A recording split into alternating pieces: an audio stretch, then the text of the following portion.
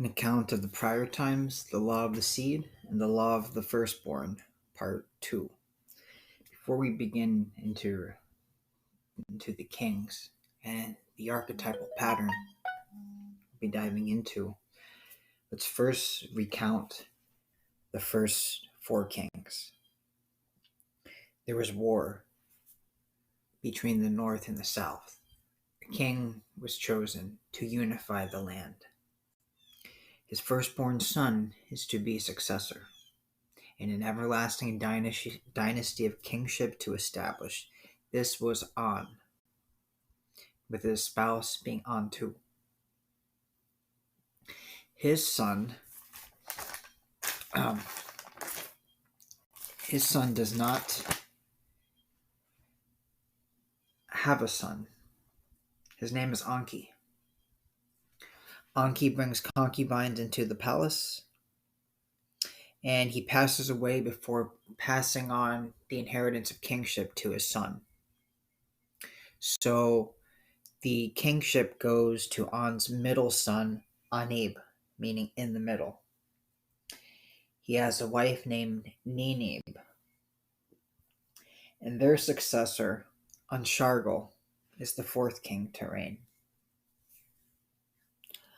ANSHARGAL, he begins to map out the stars he maps out the orbits of Nibiru.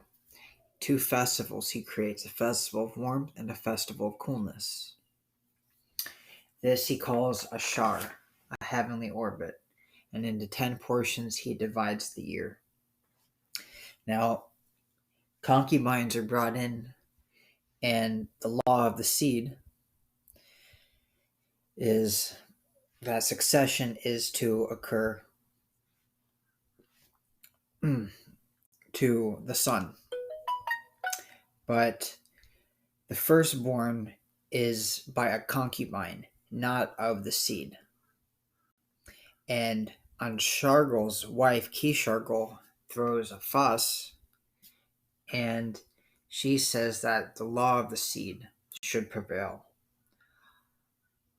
Anshargal agrees, and he thinks it can ease confusion, that one who has the same inheritance of the father, who's closest to the seed of An, should rise in succession even if they are not the firstborn. They should take precedence over the firstborn. So the laws were changed, and now we arrive to where we are now.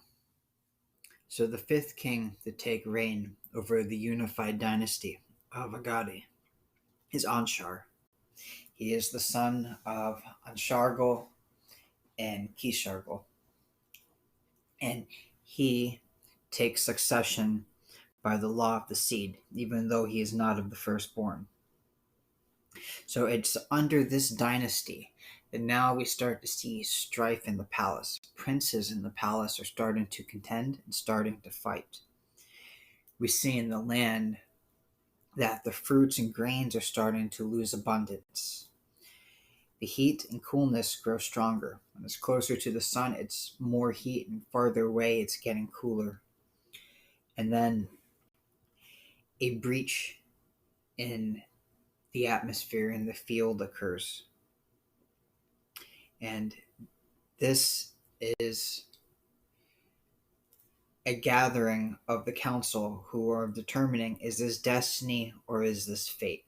Is this breach in the atmosphere that is causing the warmth and the coolness, is this natural or can it be prevented? Some of the savants of the council say it was natural, that this is a destiny of Nibiru embedded within its long orbit.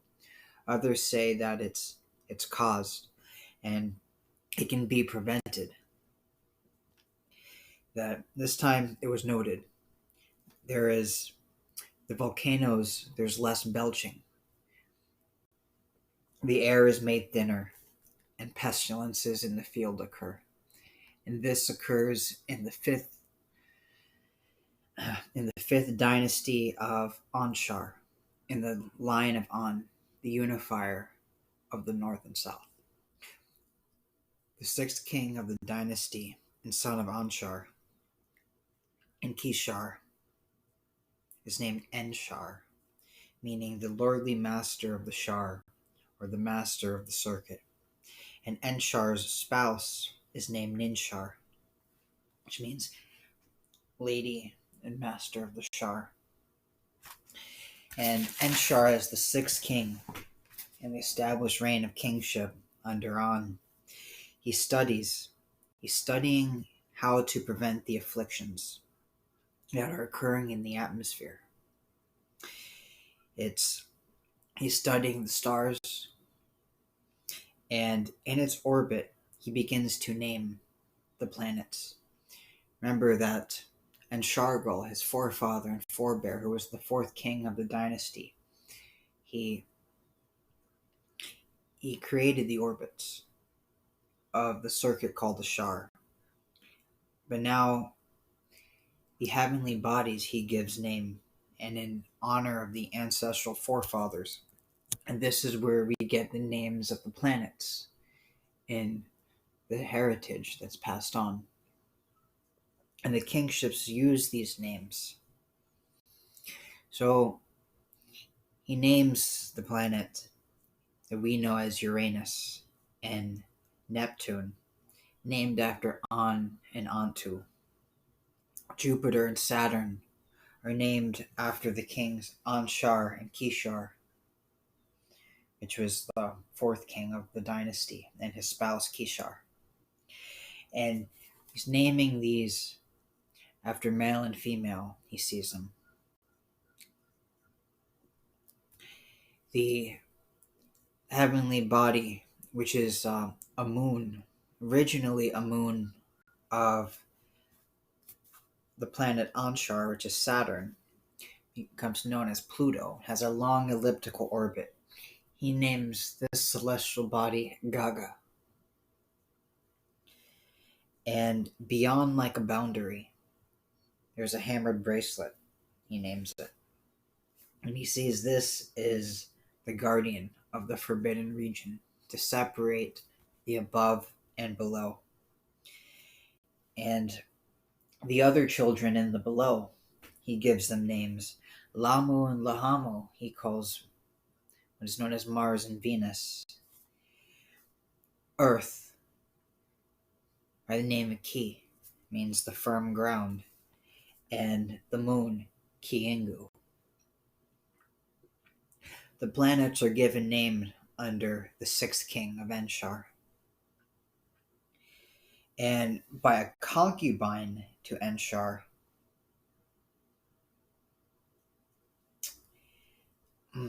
the son ascended to the throne. So from the sixth king to the seventh king, succession is going to be passed not from the law of the seed, but from the law of the firstborn.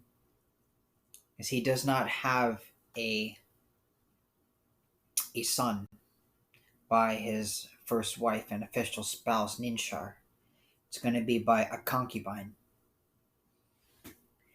So, by the law of succession, DURU will be the seventh king, born of a concubine. And DURU means born in a dwelling place, born in the house of concubines. And so, DURU is the seventh king to reign in the dynasty of An, born of a concubine, and has succeeded the throne through the law of the firstborn, but not through the law of the seed. He is not born through the official spouse of his father ENSHAR and NINSHAR. The seventh king, DURU, means born in a dwelling place, in the house of concubines. So, not born in the palace. And as the seventh king, he doesn't choose a spouse by seed, someone who is his half-sister. He chooses one that he loves. And by love, not by seed, he chooses a wife. and Dara is her name.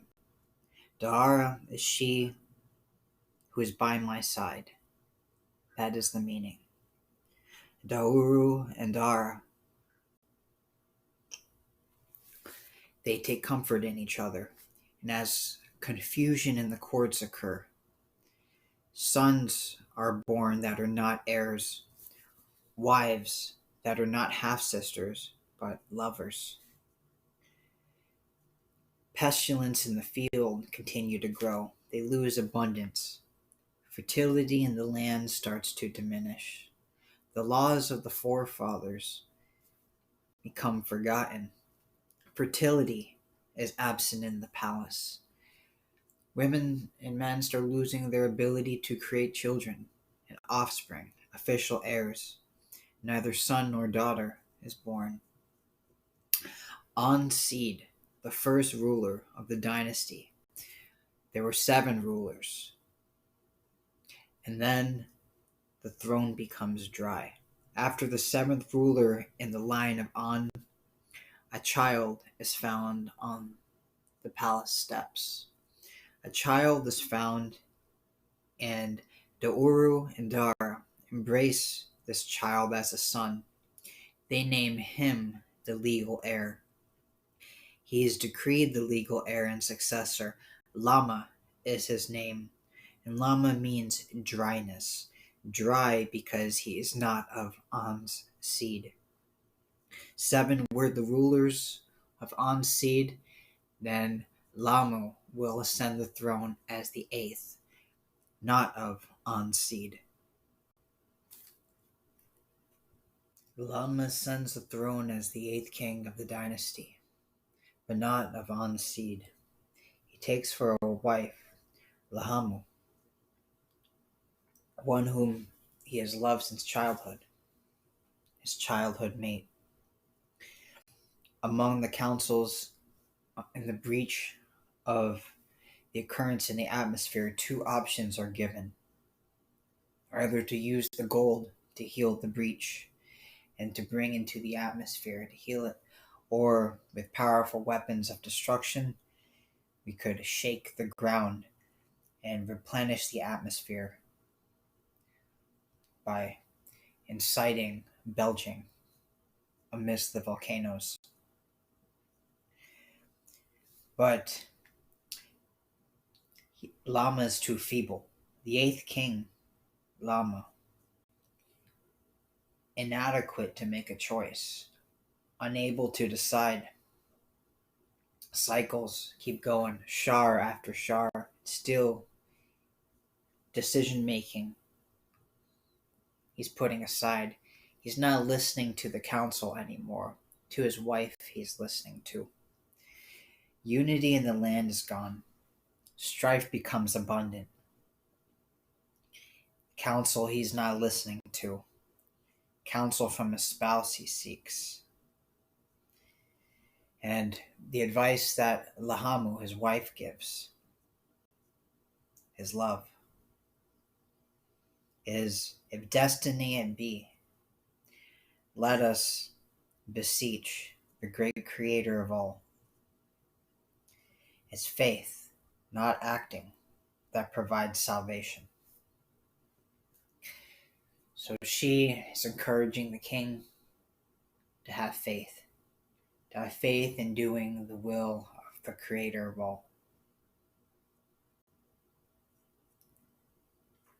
So in the court, the princes of the palace, they start throwing accusations at LAHMA, calling him inadequate to reign, and then rebellion occurs. A rebellion is being led by a great prince of the court named ALALU, a prince in the royal palace. In words of promise he gives to the other princes, let decision-making supplant hesitation, he says. Him and the fellow princes, they rush in to the palace. Through the throne room they are barred, unable to enter, but they chase LAHMA up to the tower of the palace, where LAHMA escapes, and in a struggle and in a fight, LAHMA falls to his death. It's in that instant ALALU enters the throne room. He sits down on the throne and says, "The king is no more."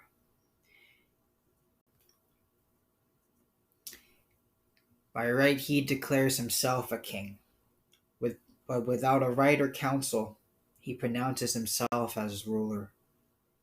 This time unity is lost in the land, and it's split. Some by LAHMA's death rejoiced, others by the deeds of ALALU were saddened.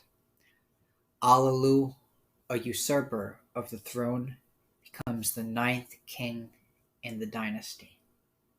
And this is the pattern of kingship established. And as the past is a prediction of the future, there will be a 10th king by the name of An. And this cycle will be recreated anew in a new age, in a new way. But the patterns of the past and the history of the past, shall it repeat itself? We shall see. But this is the account of the law of the seed and the law of the firstborn, how succession has been passed through the law of the firstborn, and then under the 4th king ANSHARGAL, transferred to the law of the seed. And then after the 7th king DURU, he transfers kingship to his adopted son LAHMA, who does not hold the line of An. And then finally the throne is usurped by ALALU. And we will discuss more, but this is the pattern that sets the stage for the coming to earth of a time before earthlings came to be, a time before the gods descended, before kingship descended to earth. This was the pattern.